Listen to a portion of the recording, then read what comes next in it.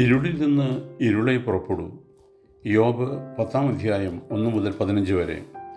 ധ്യാനത്തിനായിട്ട് 12 വാക്യം.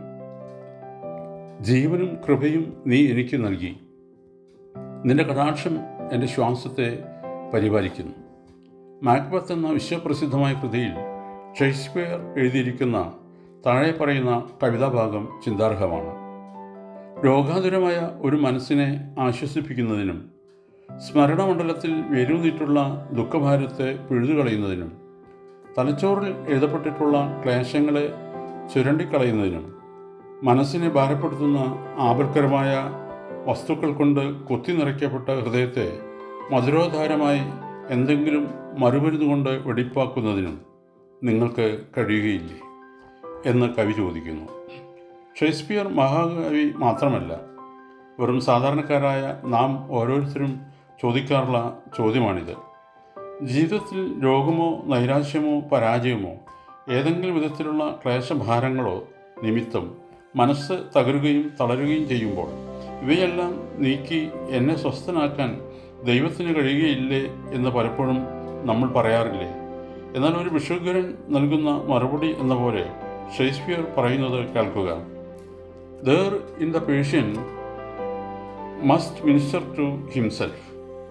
രോഗി സ്വയം ചികിത്സിക്കണമെന്നാണ് അദ്ദേഹം പറയുന്നത്. വളരെ വിവേകപൂർവവും വിദഗ്ധവുമായ ഒരു മറുപടിയാണിത്.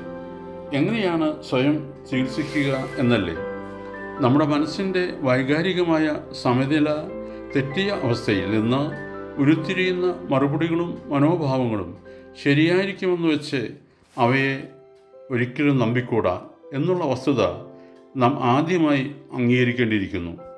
നൈരാശ്യത്തിലാണ്ട ഒരുവന് തൻ്റെ ഇരുളടഞ്ഞ മനസ്സിൽ നിന്നുള്ള മറുപടി ആയിരിക്കുമല്ലോ ലഭിക്കുന്നത്. ഇരുളടഞ്ഞ മനസ്സിൽ നിന്ന് വരുന്ന മറുപടിയും ഇരുളടഞ്ഞതായിരിക്കും. നൈരാശ്യത്തെ വളർത്തുവാനല്ലാതെ ആ മറുപടി ഉപകരിക്കുകയില്ല. അതുകൊണ്ട് നിരാശയുടെ കട്ടിപിടിച്ച ഇരുട്ടിനെ നീക്കുന്നതിനുള്ള വെളിച്ചം മനസ്സിന് ലഭിക്കേണ്ടിയിരിക്കുന്നു. വെളിച്ചം എങ്ങനെ കിട്ടുമെന്ന് ഒരു പെൺകുട്ടിയുടെ കഥ കാണിച്ചു തരുന്നു. പ്രതിഭാസമ്പന്നയും സുന്ദരിയുമായിരുന്നു ആ പെൺകുട്ടിക്ക്. ധനാഢ്യനായ പിതാവും ഉല്ലാസപ്രദമായ ജീവിതം നയിക്കുന്നതിനാവശ്യമായ എല്ലാ സൗകര്യങ്ങളും ഉണ്ടായിരുന്നു. അവൾ വിദ്യാഭ്യാസം പൂർത്തിയാക്കി ഉന്നത ബിരുദങ്ങൾ നേടി. അതിനുശേഷം അവളുടെ ജീവിതത്തിൽ ഒരു കരിനിഴൽ വീണു. പിതാവ് മരിച്ചു. കുടുംബത്തിൻ്റെ സാമ്പത്തിക ഭദ്രത നശിച്ചു. എല്ലാം തകർന്നു. അതുകൊണ്ടും തീർന്നില്ല. അവളുടെ കണ്ണിനെ ഒരു രോഗം പിടിപെട്ടു. കാഴ്ച നിശേഷം നശിച്ചു. അവൾ അന്ധകാരത്തിലാണ്ടു. ഹൃദയത്തിലും നൈരാശ്യത്തിൻ്റെ കൂരിരുട്ട് നിറഞ്ഞു. ഒരു ദിവസം പ്രാർത്ഥിച്ച് കഴിഞ്ഞപ്പോൾ അവളുടെ മനസ്സിലൊരു ആശയം ഉദിച്ചു. പ്രകാശത്തെക്കുറിച്ച് ചിന്തിക്കുക. അവൾക്ക് പ്രകാശം കാണാനാവില്ല, പക്ഷേ പ്രകാശത്തെക്കുറിച്ച് ചിന്തിക്കുവാൻ കഴിയും.